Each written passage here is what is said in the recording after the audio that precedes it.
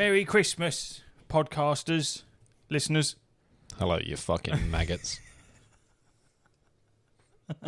There it is. I've got a ginger monkey in the pod. It's your favourite depressed ginger. Oh, he's here. Me. You know what he's got? Oh, That was fizzy. can of the white stuff. Oh God, mummy. Bit of ASMR for everyone. Anything to keep it going. Keep us going on this podcast. You got all in my beard. Big one. Straight into it. Game of the Year awards. The actual Game of the Year awards, not the joystick ones. This is the real Game of the Year awards. Have you seen much on it? Not at all. I've only seen the joystick ones that Claire Obscura got. Well, that's fantastic. Shit tons of them. Because allow me to go through the categories. Oh. So, Game of the Year. The winner of that, Claire Obscura Expedition 33. Expected and earned. Best Game Direction, Claire Obscura Expedition 33. Of course. Best Narrative, Claire Obscura Expedition 33. Is it going to be across the board, is it? Best Art Direction, Claire Obscura Expedition 33. We've then got Best Performance is Jennifer English in Claire Obscura Expedition 33. Wasn't that the... Best Independent Game, Claire Obscura Expedition 33. Best Debut Indie Game, Claire Obscura Expedition 33. That Jennifer English has done well for herself because she was in Baldur's Gate as Shadow Heart. So. Can you guess what the best RPG was? Claire Obscura? It was. It was Claire Obscura Expedition 33. Let me take a guess. Yeah, that was so they won the majority of stuff. We've then got, let's have a look. Is there anything else left? There is best score and music. Okay. Oh no, sorry, that's Claire Obscura Expedition not 33 Claire Obscura, as well. or is So it I missed Claire that one out. Best audio designs, Battlefield 6, which is quite cool. Okay. I actually, when me and Ash went through and picked our choices, I actually picked Battlefield 6 for sound design, because when you play it with a headset on, it's just so crisp. That surround sound effect, yeah. Yeah, it's so nice. Innovation in accessibility, Doom, The Dark Ages. Yes, I can understand that one. Games for Impact, South of Midnight. Won that. Okay. Best ongoing game, which I'm happy about, is No Man's Sky. Still. And that went up against Final Fantasy. What's XIV? XIV 14. 14. Fortnite, Helldivers 2 and Marvel Rivals. So I feel like out of that bunch, No Man's Sky. When did Claire Obscura come out? It was quite middle of the year. I know that, but like in terms of month. Claire Obscura. So it came out in April, late April. Okay. Yeah, it's a decent one. Because I think sometimes games, if they're out longer, have got the benefit of the fact that they're much loved through the year versus a game that comes out now and you go, right, well, you've got bad competition. I think the thing with because people threw that argument out there and said exactly that. It came out earlier on, so it's going to be more popular. I do genuinely believe that Game of the Year is Shadow of the Erdtree again. Yeah. The thing is that I believe that come out this year. The awards that Claire Obscura has won, it wholeheartedly deserves. Have you played it? Mm-mm. You would love it. I know you. I'm a little bit on the fence with it because I know I probably would enjoy it, but I feel like I probably would get tired of it quick. If that makes sense. I don't think you would. I don't. Fucking French though. I don't think you would. I really don't, because the story is incredible and the combat is so satisfying, but the builds that you can create are so crazy. So you're not stuck. It's turn based, isn't it? It's all turn based. The whole thing is turn based. But I'm a man that doesn't like that type of game, or at least I didn't think that I would. And yeah, incredible game. Like I say, the story is just so fucking good, so good. And the exploration and all it's mental. All the little mini side games and quirks. Don't give me another big game. I can't handle it. It's so fucking worth it. I've got so many. It's so worth it. If you haven't played it, I really, really, really recommend it. It's one of those types of games where I feel like in 10 years' time, you'll mention Claire Obscura Expedition 33 to someone if they're new to gaming or they haven't heard it, and they'll go, "What is that?" Yeah. Like, that just sounds weird, and you'll sit there and you go, "Oh boy." Oh boy. Much like if you go to someone that's never played a Souls-like and you go, Dark Souls 2, Dark Souls 3, Bloodborne, and people go, "Oh, what's the hype about them?" It's probably how I feel with maybe like the Silent Hill franchise. Do not cite I've never played it, or like Crysis. Fucking Crysis, man. Yeah, I've never played it. I haven't played it. Throwback. But I know that it's meant to be incredible. But I haven't touched it. So I played a little bit of Crysis 3, but Crysis was a computer / console breaker back in the day. It's one of them. Clair Obscur is one of those niche games that isn't niche at the same time, but it is, because it is so fucking niche. Like it's a really different type of game that I'm used to playing. I bet it's really expensive on Thingy. And it's so fucking good. So good. Where is it? Where is Steam on my phone? Oh, well, you want to fucking see how much it's going to set you back? It's probably fairly pricey at the minute, I imagine. Probably there'll be a Game of the Year edition and blah blah.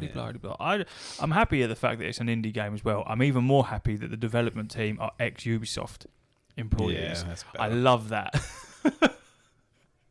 Ex-Ubisoft, and they've just gone and absolutely wiped the floor. I just pulled up Steam now, and they've got the Game Awards there, and it's annoying because scrolling down, you go, the 2025 winners, obviously Battlefield 6. Guess what? It's the second game on the list. I don't know what the nominations aspect of this is, but it's obviously Steam's kind of version of it. Yeah. The second game to come up on is Last of Us Part 2 remaster. Of course it is. Of course it fucking is. Of course it is. Yeah, I don't really know what the criteria for them is. Clair Obscur is £33 and 59 pence not at too the bad. moment.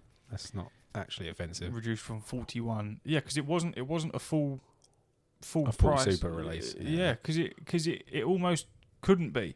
There we go. It was pretty much a straight away. It almost couldn't be, because you're a small, very very small indie developer. Sandfall Interactive. That's creating a game, like Temper I say, Interactive. Isn't the typical. There you go. 97 out. Well, overwhelmingly positive. 97%. Yeah. 80,000 reviews. Oh, nearly 82,000 reviews. Yeah. 25,000 overwhelmingly positive recent reviews. I can't. Here we go. Clair Obscur feels like one of those games that shouldn't exist, but somehow does, because a bunch of passionate weirdos decided, yeah, why not? The dev story alone is wild. A French dude who speedruns Sekiro gets tired of his job at Ubisoft and just quits to make his dream game.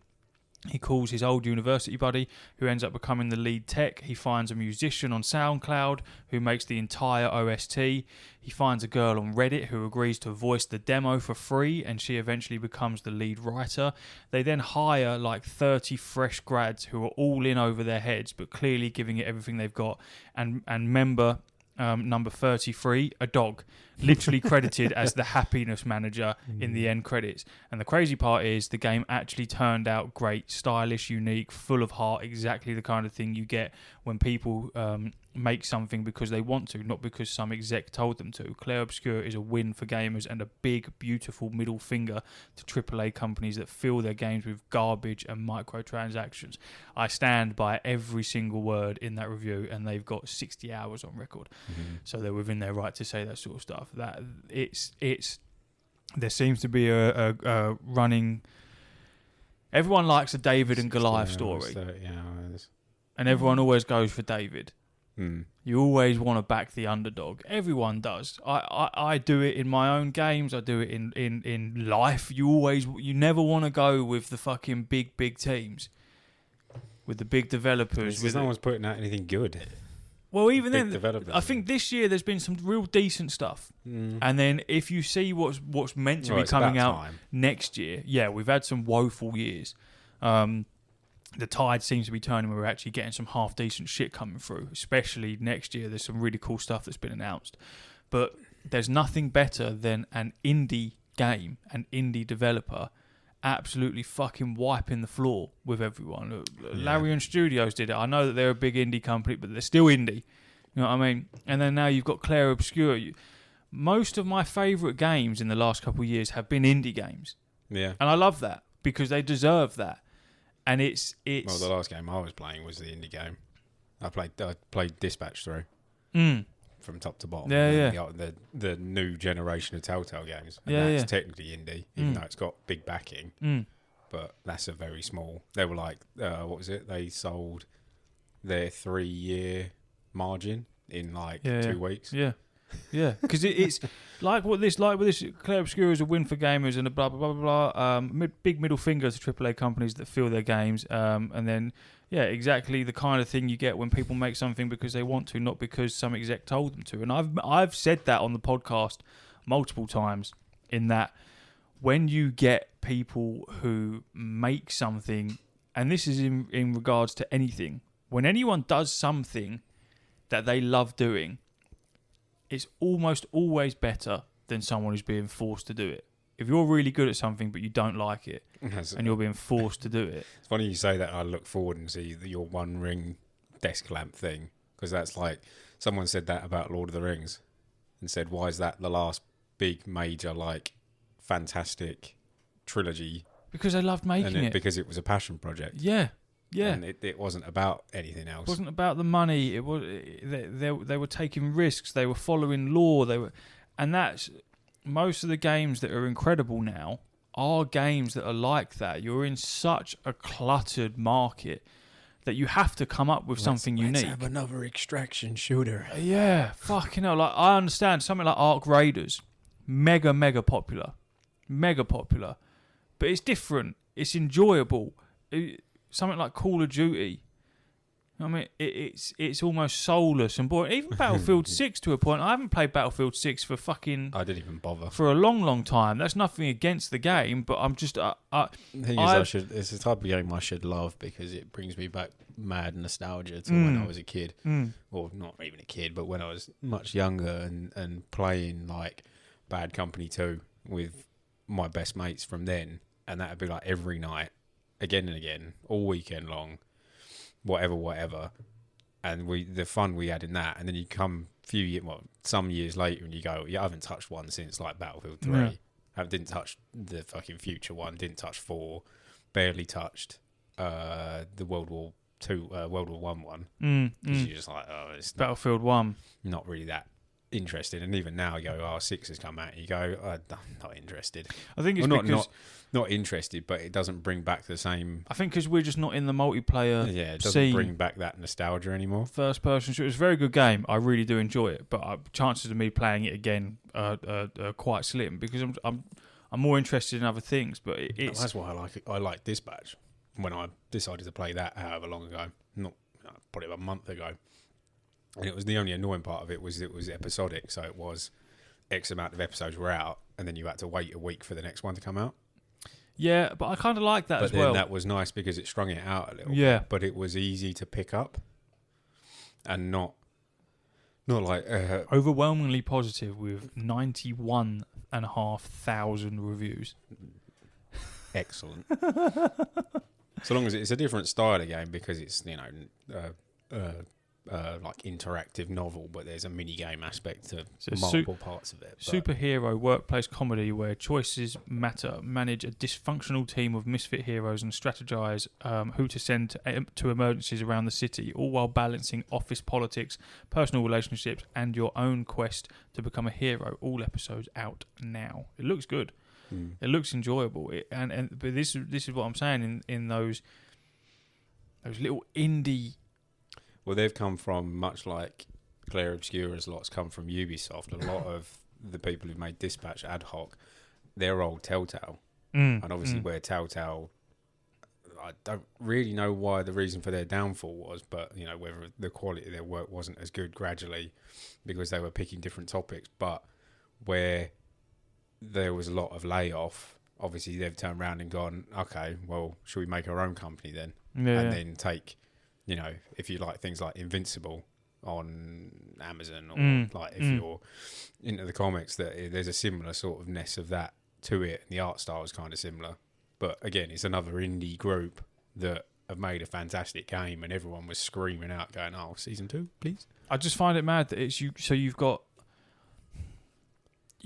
small indie companies where everything's on the line for these people. Everything. They have virtually no money majority Pretty of the much. time, and rely on crowdfunding. It's funny you say that, because to think Larian now, after making Baldur's Gate, and their original game, Divinity series, Original Sin and Original Sin 2 were kickstarted. Yeah. And now number 3 has just been announced. Yeah, now with a cool ass fucking trailer of a geezer being melted alive. Yeah. Bloody and gory. Man. That gives a little bit of... I thought about it as I was just watching it, because I hadn't seen it while we were at work, but I saw it just now. And it gave made me think of a throwback to the second game. There is a moment where there is an aspect that's very much like that. So they're kind of interesting to see a little bit of a tie-in, which is obviously relevant. Oh, that was good. Which is obviously relevant. And it's weird because I can't really remember what the fuck Divinity was meant to be about. But it's obviously I've never played either of them. But it's nice to see that they're not milking the cash cow that is Baldur's Gate. Well, that was and going back the irony of it is, Sven, the managing director of Larian, turned around and said their next game would be like a little palate cleanser. Yeah. Yeah. And it's actually, no, let's bring us back to our original IP and try and make it bigger than Baldur's Gate. Yeah. I think it'll be very, very good. I don't want another 4 years worth of early access. Yeah. As much as that will be good. Yeah. I don't know if I can handle. Back to what I was saying, in that for indie developers, it's so risky, and I've spoken about it before, where I say that almost encourages the risk taking, because you go, right, well, we've got very little resources here, but we need to make something that people are going to be engaged with and want to spend money on. So therefore, we need to take the risk. We need to make something crazy. I think if they put their heart on the line and then it works out, it is a better return than trying to play it safe and make something that's very similar to everything else. And a lot of the times it doesn't work out, but for the few times that it does, it's usually I feel like incredible. That's the way it's been more and more recently. I know you get fad games where you go, well, like Lethal Company, you play that for a little bit, or like Repo, or Among Us, all those kind of games that have got hype for a bit, but then even then, they're standout for a little while. They stand out long enough for the developer to get their flowers, to make the money that they wanted to make, to enable them to carry on and build a career out of it. The point I'm trying to make is, you have all these AAA why the fuck can't studios these big names do it? Why can't they see that? Because it's not. It's not the developers that are the problem. I don't believe it's the developers that are the problem most of the time, because they have a passion for gaming. Making games isn't easy. There's a lot of blood, sweat and tears that goes into it, and countless hours to get a game to where the games that we play are. I think it's just corporate greed, but I don't understand why corporate greed can't understand what the market wants. Will that change though? I don't know. But then there's part of me that thinks it would change, because we're, not to say we're the generation, but we're in that heavy period of the old guard and the people that don't understand that kind of thing, who are the big men in money, the big directors and the your man Donald Trump and all that lot, the 70-year-olds in power, all that lot, the big wigs in the office that are going to be the older generation that don't understand video games but understand money. Money. That gradually, as we phase them out and they're replaced by people like, our age, Neil Druckmann, a little bit older, that they've actually got a love and a passion for making the games, that they would see it as, oh, we can be happy with not making as much money so long as we make a good product. Yeah, which is... i.e. fucking old Gaben from fucking Steam. But in turn, you end up making a fucking fortune. Yeah. How much money did Baldur's Gate fucking make? Let me Google that. Silly amounts. How much money? Where did I read something the other day saying that I forget what group it was. I don't know if it was Ubisoft. I don't know if it was EA, but they were saying that the average employee was making like $150,000, and the guy in charge of it was making 200% more than them. Standard, of course. Fucking of And you course. didn't think, just cut that fucker out. Yeah. And then you go, right, reinvest that money in making a game fucking worthwhile. So this isn't even the fucking. Here we go. It isn't even the sum total of it. No. So it says Baldur's Gate 3 was a massive financial success, generating over $650 million in 2023 revenue from Steam alone. Oh. Becoming the platform's top-grossing new release, with Larian Studios supporting 427 million euros in total revenue and 249 million euros in pre-tax profit for the year. Hasbro also received around 90 million from the game's licensing deal, but this was just in 2023. Yeah, across all platforms, because obviously you've got PlayStation, you've got Xbox, has it released exact total revenue? That's 2023. Blah blah blah, and roughly 15 million copies sold by late 2024, with some speculating figures might approach or cross $1 billion in total earnings across all platforms by early 2024. So I feel like you could quite comfortably say they've made over $1 billion from Baldur's Gate. So you sit there and you go, all right, okay, cool. Again, I know they're a big indie company, but they're still technically an indie company. And you go, okay, they've taken that leap, done what they've done, and you've made over $1 billion, and will continue to make money on that. So it's like, why as an exec would you sit there and go, well, why not? We need to make the risks. You look at the position that EA's in. Shit. Yeah. Ubisoft. Shit. What was I looking at? Borders. Even Insomniac to a point. Waff. Yeah. That's the next interesting part. That was what I was trying to figure out. Because Baldur's Gate 3, Larian is the developer and the publisher in both parts. So that saved them a lot of faff. Yeah, a lot of aggro. Because it's always Bethesda. It's always publishers. You've got all these big hitters where it's... Yeah, what fucking Bethesda? They're not doing anything. BioWare. Yeah. Or to be fair, Treyarch. there was Infinity Ward.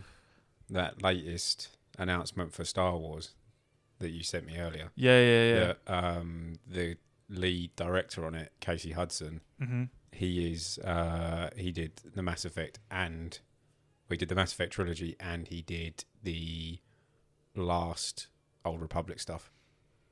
So there's some promise. He's promising. It could be He's promising. But then now that again, EA don't have the licensing. Yeah, but it would just be interesting to know if it follows that same pattern where it gets hindered by bigwigs or publishers and turning around and going, oh, we've got to pump this game out, or oh, we've got to include fucking something that's going to gimp it.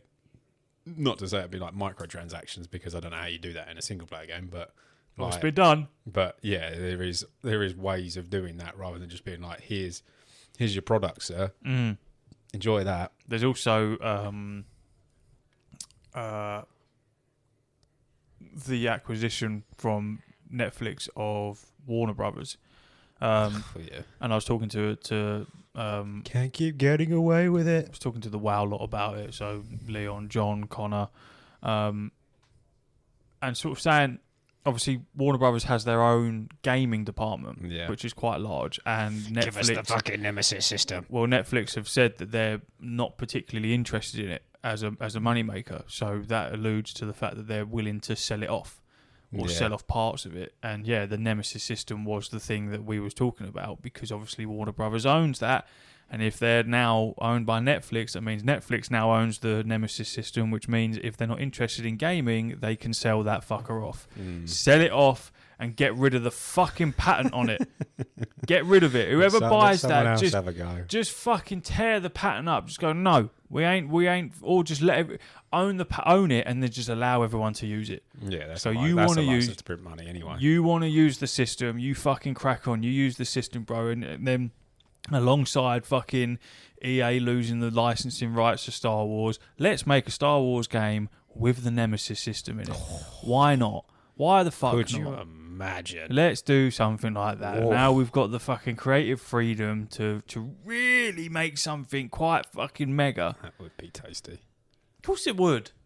Who's not doing that? Why would you not do that? If you have the money for it, if you're a AAA developer and you're going, right, what's the next big thing that we can do? Oh, I know. Everyone's screaming for a decent Star Wars game and everyone's screaming for the Nemesis system, which has now just become available. Let's buy that cunt and let's make a Star Wars game with that system in it. Oh. Give it to me. What a thing to do. What a thing to do. Sell it all off.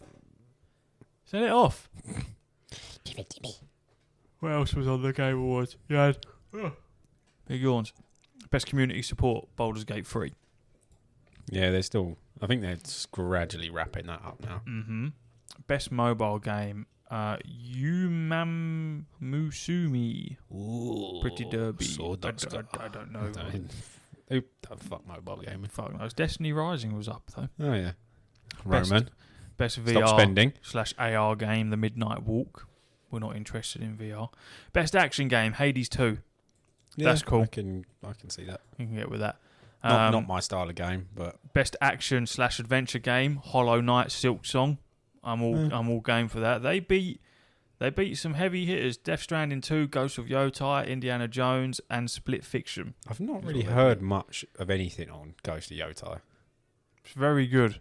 Yeah, it's such a weird one because I know it dropped, but it's been like personally between like all of our lot and whatever else, and Mark's platinumed online. it, and he said that it was extremely good, better than Ghost of Tsushima. I feel like it's one of those where it was just expected that it's going to be good. Yeah, and it is good. So like, there's not really much negativity surrounding it, so therefore you don't really hear much about it. But it's also not an online game. It's not multiplayer, so you're not going to get much of the, like with Arc Raiders where you see it every fucking 5 minutes. You're not going to get the same clips and interactions that you're going to get from a single player AAA game, especially with so much other shit going on, because Ghost of Yotai released it the same month with like 4 other games, so there was so much shit. Wasn't it like within like 4 days or something? Yeah, you had I can fucking scroll back onto the calendar for it. So it was October, wasn't it? So you had Ghost of Yotai, you then had Battlefield 6, you then that had... was probably what I was thinking. What else did you have? The Outer Worlds 2, Little Nightmares 3. It's already fucking December. This was all... nearly mid-December. This was all in the space of fucking one month. The month prior to that, I'm pretty sure there was also another game that came out. I can't remember what it was, but I feel like there was a heavy end of the year. It was heavy, and that's what I'm saying is that Ghost of Yotai, a very good game, but I think there was just so much shit. I think it was because you had Battlefield 6 come out literally the day after.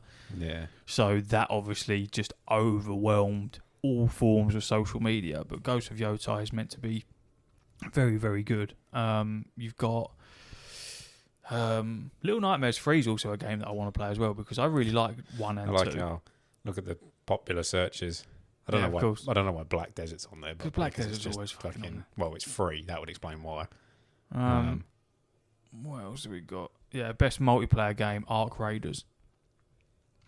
Yeah. I'm surprised that went up against Battlefield 6, Yeah, Elden Ring, Night Rain, Peak, and then Split Fiction. That's what that went against. Arc Raiders is big, man. It's fucking. It's Well, big. Ash did say it was going to pick up. Yeah. He called it that it was going to be mega, and I believe that it will remain being mega. I not my cup of tea. I'm not a massive fan of extractions. What I am a massive fan of though is seeing all the people cry about being killed. Bit of PvP Because in it's a a PvP fucking game. extraction shooter. Yeah. What the fuck do you expect? That's the whole point of it. If you take away the PvP aspect from an extraction shooter, it's not an extraction shooter. Yeah. It takes away everything about it. And I can only speak of it from playing the Dark Zone in the Division, Yeah. which is the genesis of extraction shooters. In that heart pounding fucking Nice fear and anxiety, Paranoia, a bit of anxiety. of killing people. You can't trust your fellow man. Yeah, getting their loot and then trying to extract, I'm friendly. and then someone else is extracting. Like, but the fact that what you've got in Arc Raiders, where everyone's sort of banding together and looking after each other, you didn't have that in the Dark Zone. That wasn't a thing. It was everyone was killing everyone. That was it. If you was at the extraction zone and there was someone else there, you had to fucking watch. Because chances are you was about to get into a gunfight. It would always happen, and it was incredible. I loved it and I hated it at the same time. But that is the bread and butter to an extraction shooter. It's like playing fucking COD Zombies without the zombies. Yeah. What am I doing then? I'm just running around a building with a gun. Like, what is the fucking point? Please get rid of the PvP. No, fuck off. Yeah, that would Fuck drastically off. change the dynamic of. Don't even add a PvE mode in. Don't add it because it's PvP. It's PvEVP. Yeah. So keep it that way. Because people were calling. I think there was a fucking petition for it as well, where they wanted a PvE mode. No, don't do it. You had Fortnite that got rid of the building and had a no build mode. Took off great. Perfect. You don't need to bow down and get rid of the PvP aspect of it. If you don't like it, don't fucking play it. Yeah. But that's also why free loadouts are a thing. Yeah. Because people are also saying they should bring in insurance that you can buy for your loadouts. God. Number one, you've got one aspect That's- because you've got like a little slot you can put something in and it Your keeps it. prison bucket. But also, That's risky business because that ends up being like, oh, I'll pay for the insurance, and then that'll be like a thing that ends it's up bullshit. being a microtransaction. that Yeah, you go, and it's that- bullshit. Yeah. It's why you have a free loadout. You don't want your gear getting stolen. Get a free loadout. This is how I would play it. I would be doing free loadouts and camping by the extraction. I'm yeah. going to kill you at the end and Yeah. take your shit. And then I'm going to log back into another game with another free loadout, and I don't give a fuck if I die. That's how I'm going to play It's it. like playing DayZ and crying that you get shot in the head. Yeah, Why? that's the whole point of it, and it sucks. It's like playing Elden Ring and complaining that the game's Yeah. hard. Yeah, it's supposed to I be. think that's one of the reasons I couldn't play that kind of game. At I'd least be pissed. I'd hate it. because I know it'd proper sour me to be like, oh yeah, I've done really well for this amount of time, and then I've killed you at the end. yeah, someone's either done me over dirty or just something fucks up, I would and then hate it. that'd be me putting my fist through the I'd fucking- hate it. through the computer screen. I'd absolutely hate it. But I, at the same time, I don't get on well with the gameplay loop. Yeah, I'm like that with battle royales. I've said multiple times. Once I get a win, that's it. It's completed for me. I don't like that kind of grind. I've done what I need to do, and it'll be the same with an extraction shooter. If I get a load of kills and then I extract, okay, cool. Now what? Yeah, Now what? I'm done. That's for me. I mean, that's very shallow, but that's just how I operate. well, it's a little bit like the Helldivers loop. That eventually you're like, Exactly that. I've done as much as I can do, and as much as it is fun, there's not much more to it than I've got to do this much in this amount of time. I've got to get out at the end of it. I was obsessed with it the other month. Obsessed for about 2 weeks. Yeah, Every day I was playing it. I was like, this is sick. I love this. Like this feels so good. And then just stopped. just And madness for your WoW grind. You're happy for all that, but yeah. but when it comes to like a game that's also grindy, or Hey, look, fucking, I did Dying Like the Beast. I grinded through that and I enjoyed it, but at the same time hated it. Yeah, I remember. But then the Outer Worlds 2, which I've literally just completed the other day, that was 57 hours, is what I put That's into not that. And absolutely incredible. How many hours did I spend in the original? Fucking loved Outer Worlds 2. That's another game. Did you enjoy the first one? I definitely did, but I definitely had moments where I was like, this is getting repetitive, maybe. So the second one is way, way better. Yeah. In terms of repetitiveness, nah, there ain't any. There really isn't. Don't- The come the on. the guns are way better. The combat is way better. The characters are better. The story is better. The environment's better. Really, really fucking fun game. And the random perks that you can get, the floors. Did I not have this on? Seems to suggest that I didn't have this on. Maybe I got it on GOG when it first came out. Maybe. Because Outer Worlds 2 is completely separate to Outer Worlds 1. Story is completely different. You don't need to play I think one I without enjoyed playing it two. because it's an Obsidian game, but I think there was moments where I was just like, this is feeling maybe a little bit empty. Yeah, But no, I definitely played it. I think it might have been just like the ending got me as a bit like, is that kind of it? Well, there's different endings on this one. Yeah. And I won't spoil anything, but I believe I have to Google it because I haven't actually looked up. But I think the ending that I got was the good ending, like the typical like It's too many fucking games. leader ending. Too many games and I haven't got enough time. Yeah, well, this is the thing because Outer Worlds 2, I put all of my time into it. Yeah. I was like, any game in time, I need to play Outer Worlds 2 because I really enjoy this game and I want to finish it. I think there was only maybe like 3 missions, like side missions that were just collectible stuff that I had left over. So I fucking did pretty much everything. That's what does me. That's what gives me not the fear, but that gives me the hesitation to pick up gaming, is picking up big games. And that's mostly what I want to play, is big games. So you go like Ragnarok. Yeah. You go, I want to play that. I've got it. I've been meaning to play it for however long. Mm-hmm. And again, wouldn't get a PlayStation because why would I buy a PlayStation for like exclusives? Waited for it to come to PC, got it on sale or whatever, and it's just sat there because I go, I know this is a big game. A big game. And I know there's a lot of side shit. Yeah. And the side shit is the problem, that I've got the completionist run in my brain, which won't let me just go like, just do the main story and avoid the rest. It'll be, no, you're in an area, you need to do everything. Well, that's exactly how I work. And with Dying Like the Beast, I didn't do any of that because I just wanted to get it done. Whereas Outer Worlds 2, I did everything and enjoyed everything. At no point did I feel like I was doing a side mission. Yeah. I was doing a slog. And one of the great things about it is, even though you've got your main story, you're free to go and explore entire zones without having to do the main story. Yeah. And then what you find is that throughout the main story or various missions, they'll ask you to go and do stuff and either collect certain things or go and find out certain information, liberate whatever, and you've already done it. And it seamlessly like goes, oh, Well, that's you've clever. already done this, blah blah blah. So you're not really locked behind anything. One of the things that I really enjoyed about it wasn't necessarily the combat.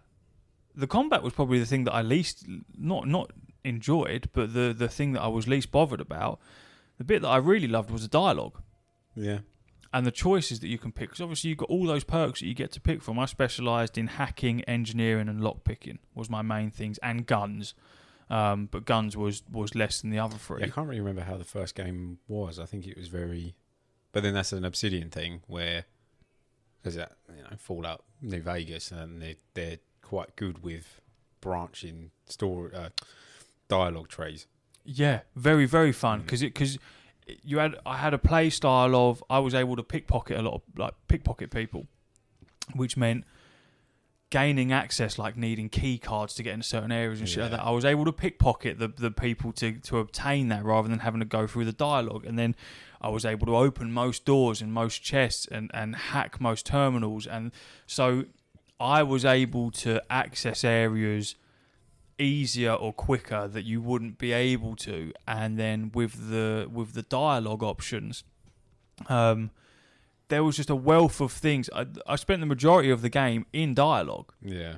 Because there's so many conversations to have, but it was engaging because it's like, right, well, if you had this skill or this bit of information, or if you had done this, then you could have gone down this route and blah, blah, blah, blah. And 9 times out of 10, I had an option that I could go with that would change the course of the conversation.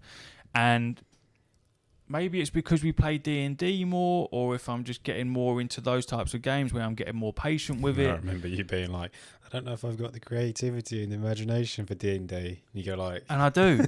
I do. you've got to trust yourself with But it. I feel like that's why I enjoyed Outer Worlds 2 so much, because I was like, towards the end, there were some bits of dialogue where I was slightly skipping stuff, but I was reading it all before I was skipping it, because I was like, I read this quicker than you're speaking it.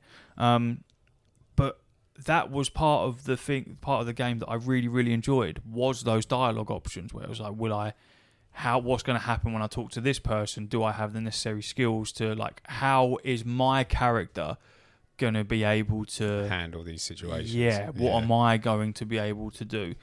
And that made it really enjoyable. Like, that's a good sign of a good RPG. When you go like, how I make this character makes it relevant to how I can go forward. Yeah, it just kind of ties into D&D, because you go, well, you're a barbarian. You go, you're not going to be good at speaking to people. Yeah, so, but even like the companions. So there's 6 companions. I did all of the companion quests, every single one of them, because I was invested in their stories.